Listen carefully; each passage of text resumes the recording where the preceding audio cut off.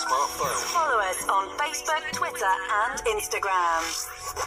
4, 3, 2, 1, 0, ignition. In this series, I'll take you through the various types of infection that can be transmitted sexually or via sexual contact. It's very important to understand that your risk is much more than just HIV and AIDS, and there's so much more that you can contract if you're not careful, if you and your partner are not using protection, or if you and your partner are not taking the time to discuss your previous sexual history, as well as take yourselves in for testing. So what exactly is classified as a sexually transmitted infection? In the rest of this video, I will abbreviate this as STI. So a sexually transmitted infection, or an STI, is a condition that is transmitted from one person to another through sexual contact. It's also very important to note that sexual contact isn't the only way that STIs can be transmitted. Some of them can be passed from one person to another through needles, for example in IV drug users, as well as from mother to child by breastfeeding. It's also possible to contract an STI from very mundane things such as touch, because some of them can be passed from one person to another through skin-to-skin contact. It's also important to note that certain types of infections that aren't considered to be STIs can be transmitted through sexual contact. These include viruses such as Zika virus, the Ebola virus, as well as intestinal infections such as E. coli and Shigella, which can be transmitted from one person to another through sexual contact, such as oral sex to the anal region. So why is it so important to understand all the different types of STIs that are out there? Allow me to put it into context with our current times. With the COVID pandemic, we've seen certain major changes in our normal habits and patterns. A lot of people have unfortunately either lost their jobs or had to scale down in terms of their businesses. Others have had to work from home. So now more than ever, we have a lot more time on our hands and find ourselves more and more idle throughout the course of the day.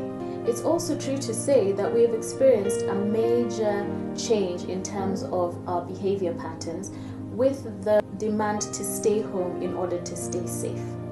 A lot more people are feeling isolated and lonely because we've not been able to interact socially as we always have been.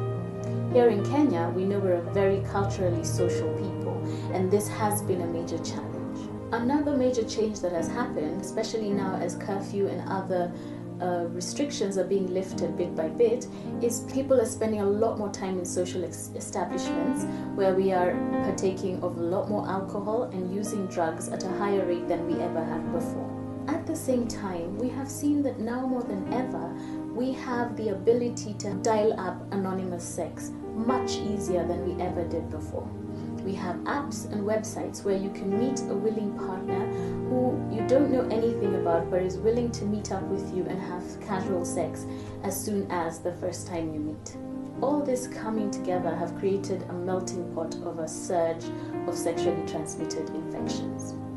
My colleagues and I have been treating a lot more patients for sexually transmitted infections that we previously had seen come down significantly and had started to think we had control over.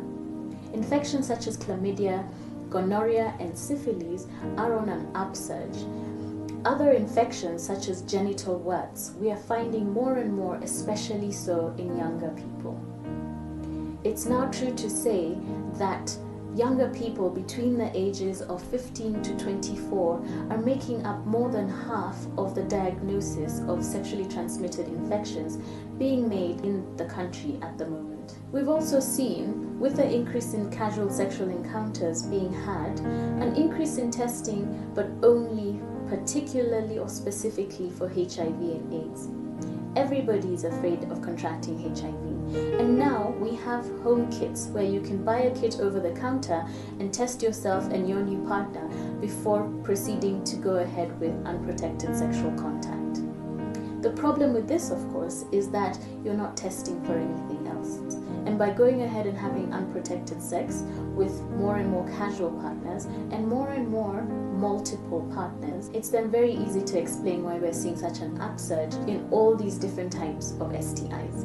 It's also a very well-known fact that we barely had any sexual health education or any real education on the various types of sexually transmitted infections. We have a big gap in our education system throughout the different levels of school as well as in university. This leaves us at a particularly vulnerable place when it comes to contracting STIs. It is therefore of critical importance for you to take the time as an individual to educate yourself about the different types of STIs, the way in which they are spread, and your risk of contracting them.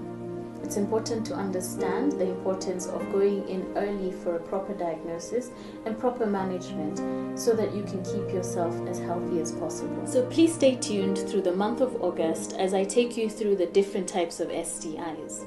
There's a lot to learn, and I do promise to be as comprehensive and inclusive as possible. I'm really looking forward to seeing you next week as we kickstart the conversation by deep diving into understanding just how safe we are during oral sex.